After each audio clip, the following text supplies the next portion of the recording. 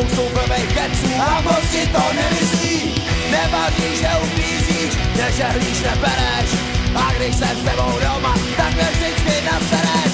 No tak už táhni třeba ke strejdovi, no tak už táhni někam pryč. No tak už táhni, tak vrať se třeba ke svý mámě, no tak už táhni, tak táhni.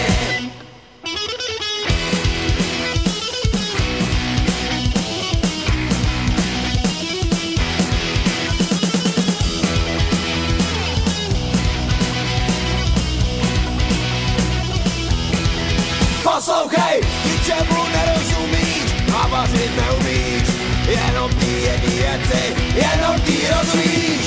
Nevaříš, neublížíš, nežehlíš, nebereš, a když jsem s tebou doma, tak mě vždycky nasereš. No tak už táhni třeba ke strejdovi, no tak už táhni někam pryč. No tak už táhni a jestli třeba ke svým mámě, no tak už táhni, tak táhni.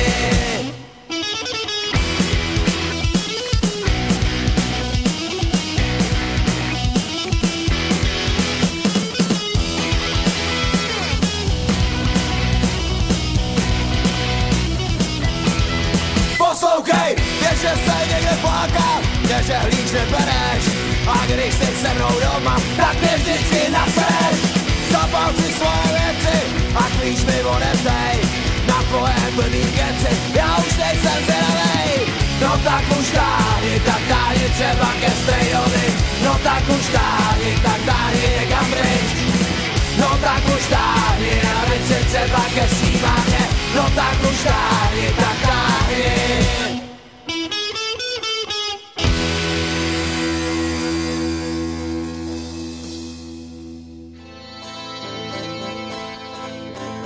Každý zná český vodníky, jsou to zelený kluci, bydlí většinou pod vodou, v noci se brouzdají v rákosí.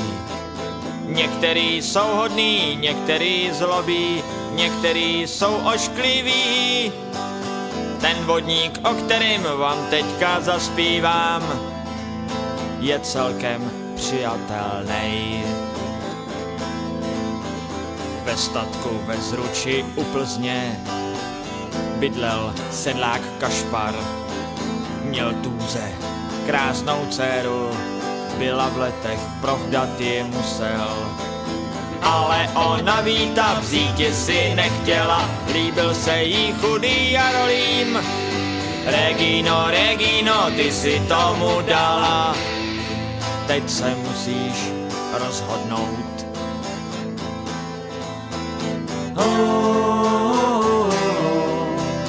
Život už je takovej, je to tak.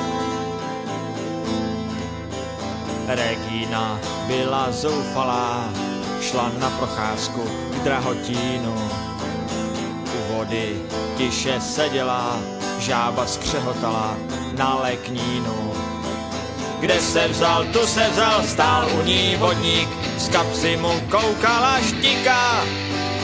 Poslyš, Regino, já o tobě všechno vím, pojď se mnou bydlet do rybníka.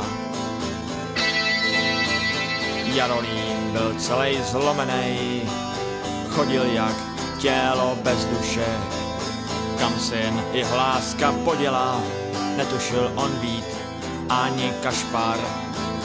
Humnama šílený vyrazil do polí, došel na hráz Drahotína.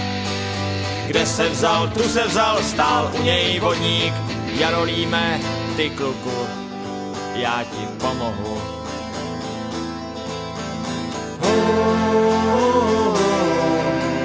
Život už je takovej, je to tak. Regina žije v hlubině, hlídá mi mé hrnečky.